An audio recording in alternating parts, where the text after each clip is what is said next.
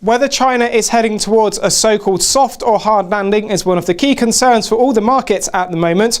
Already this month, China has recorded a huge trade deficit, and one of the tools China has to boost its important manufacturing sector is to manipulate its currency and weaken the renminbi. Shahine Vallée from the Brussels-based think tank Bruegel has just released a very interesting paper on the progress China is making to internationalise its currency. Shahine, thank you for speaking to me today. What are the benefits for China if it does choose to internationalise its currency?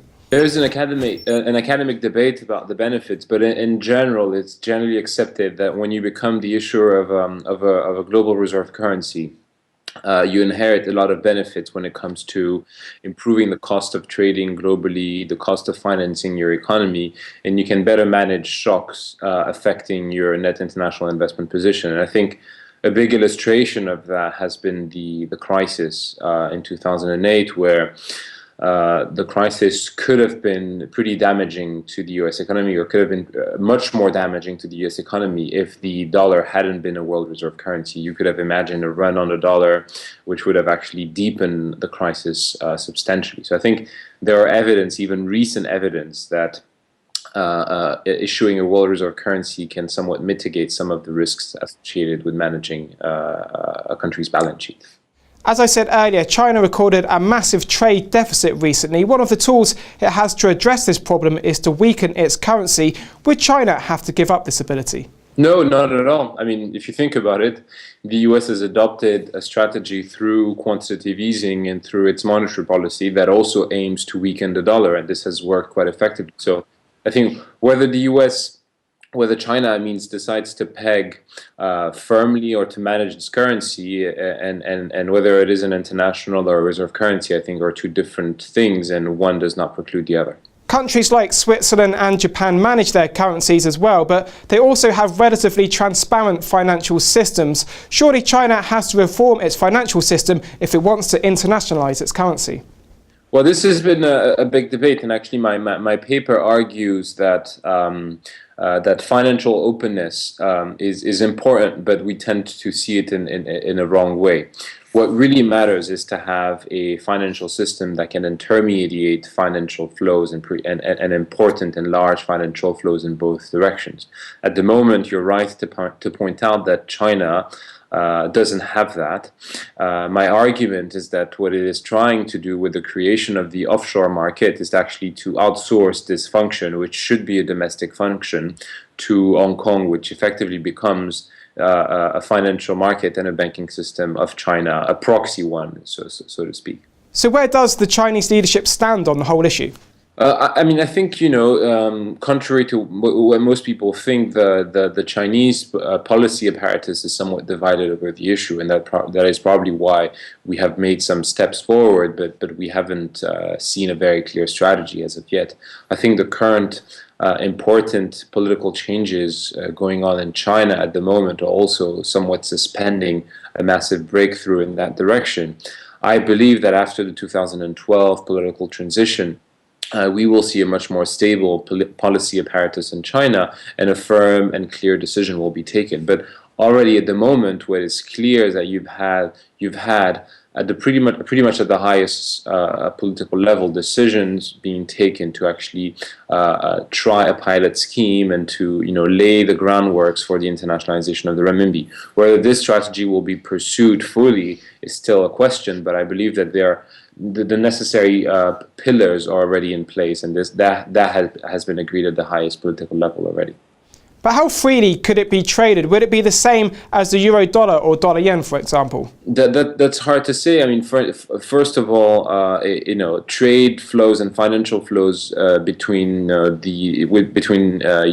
and between the US are by far greater than trade and financial flows between China and the US. So in that respect, from a pure accounting point of view, it's natural that euro dollar is a more traded currency pair.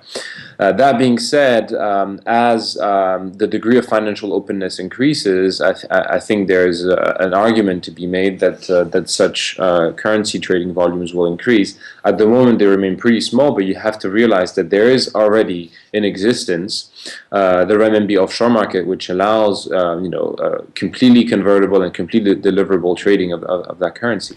So where are we in the timeline for China to internationalize its currency? Is this a program which will take years or decades? I think it depends what the ultimate benchmark for you is. My argument is that in the next 5 years, it's pretty possible that China will reach the internationalization status of the pound sterling or the Swiss franc, which is already in it for itself a major achievement. I think for the renminbi to become a currency that can be on par with the dollar or the euro, it will take substantially more reforms and quite deep internal changes within China. And that, in my view, won't happen within 20 years if it happens at all.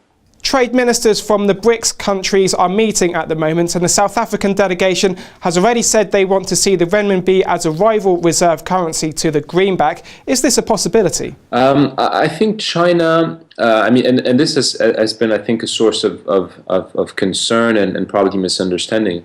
I don't think China has an hegemonic strategy when it comes to the renminbi. I think China has understood the cost of having an international monetary system that relies simply on one anchor, the dollar.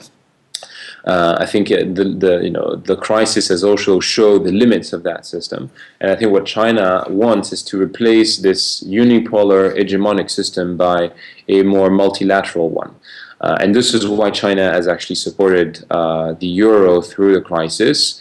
And this is also why China wants to promote the renminbi both in Asia and internationally. So I think China's ideal international monetary system is a system that relies on these three currencies, on the dollar, the euro, and the renminbi. And that, to be fair, seems fairly possible. And I think the BRICS have a vested interest in that happening, because this would reduce their perceived or their real dependence on the two other monetary blocks. So I think there is an interest of everyone to have a more multiple monetary system. The question is, how do we get there? And I think this is still a question that is unanswered. There are a few landmarks on that road. One being in 2015, possibly the inclusion of the renminbi into the SDR basket. And there are intense negotiations on this front. And I tend to think that it's quite possible that by 2015, the IMF Executive Board decides to open up the SDR to the renminbi. And I think this would be a landmark in the internationalization of the renminbi. Okay, thank you for your time, Shahine. You can find that very interesting paper on the Bruegel website. But for now, goodbye.